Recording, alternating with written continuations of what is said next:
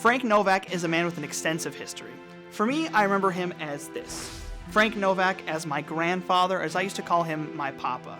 He was a grandfather to 11 grandkids and was a wonderful, sweet, kind old man. But not everyone remembers him as this. This is Frank Novak Jr., father of 4 boys, that's still that sweet, loving man, but still had a lot of life left to learn. Today, I introduce you to the documentary of a man named Frank. I hope you enjoy.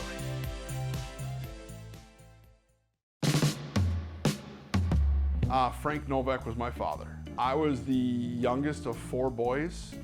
So my brothers are David, Donald, Daniel, and I'm Michael. So obviously he loved me the most. Named me something different to show his love to me. So I was the 3rd boy out of 4, and I was his favorite. I am his oldest son. So I would say Frank Novak, was a man of service. He always wanted to give to other people and help other people out. It wasn't so much about him, but what could he do for you? Hardworking. He was willing to give you the shirt off his back and then say, do you need the pants too? He would give you anything he could to kind of help his fellow men. He was one of those guys that just honest and genuine, didn't care what race, color, religion. You're a good person, come sit with me at the table and we'll, share stories. He was incredibly family oriented. He was very much a family man. He was also very loyal. If you made a friend in Frank Novak, you had a friend for life.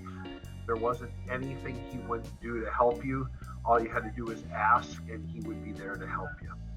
So things that were important to Frank Novak were, it sounds funny, but eating.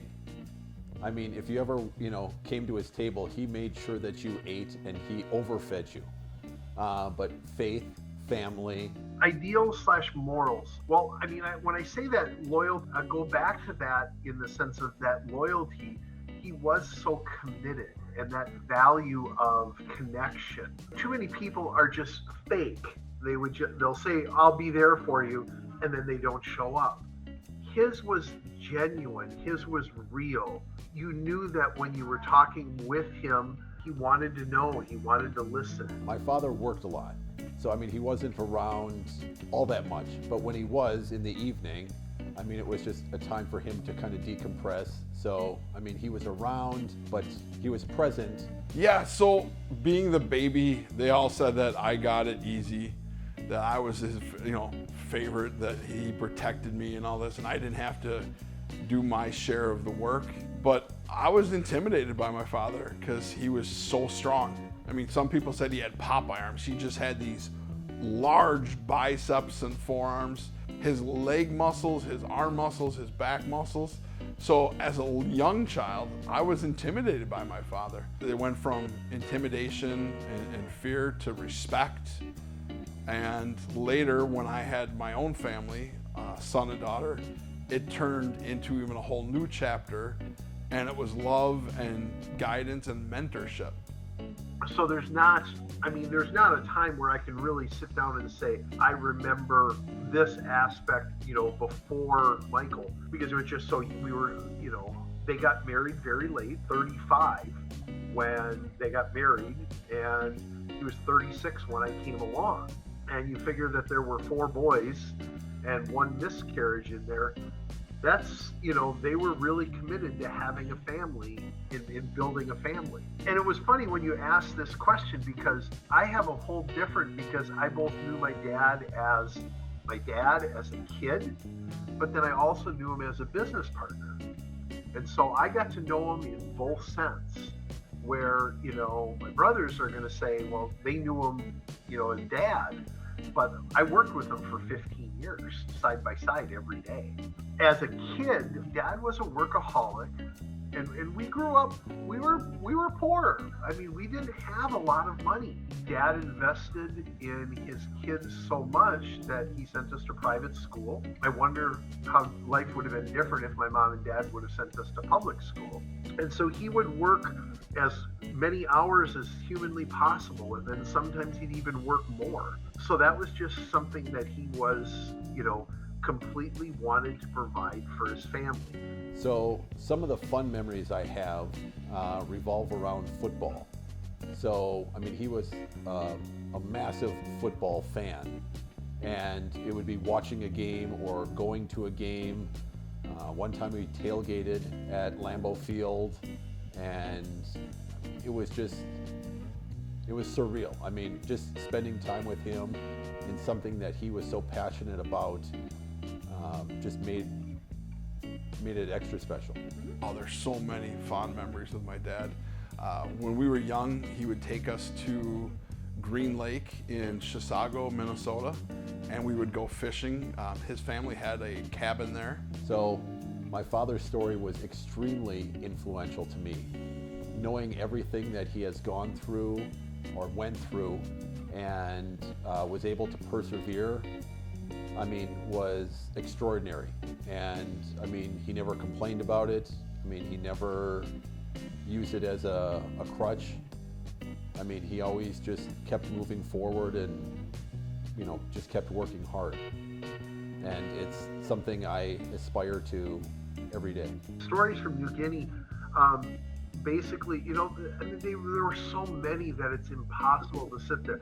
One of them is when he had upset the bishop there, and so he sent them into one of the very remote parts of the jungle, where if you look where you live and then think the next suburb and then the next suburb, well, he basically was being sent from the equivalent of, you know, St. Paul, Minneapolis, and he was being sent to like Duluth. I mean, he was being sent way out there. And so for when he landed on the shoreline in his canoe, there were the tribes were on, you know, both sides of the river sitting there watching him, you know, having bows and arrows and spears and so forth ready to be thrown at him, and he just laid in the canoe for a day and a half, 2 days before he, you know, finally could gesture that he wanted to get out of the canoe. So I don't have any of the artifacts. My brothers have them, and his nieces and nephews from his sisters, they, I believe, have artifacts. But I do have stories. So he would tell us when I was young and we were going to bed, he would, you know, talk about being in the jungle.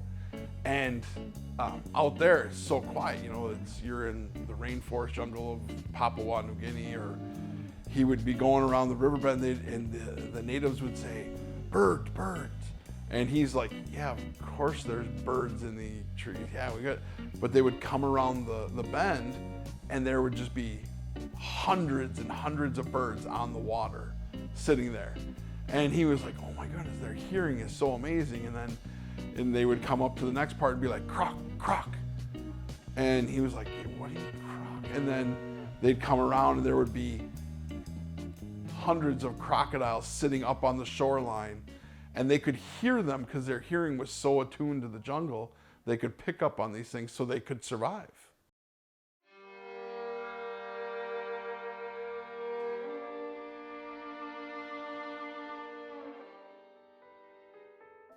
So if my father was here now and I had a chance to talk to him, I guess I would just tell him about my family. I mean, he loved his family, grandchildren, you know, all this, like daughter-in-laws. I mean, he was more interested in what you had to talk about than what he would talk about.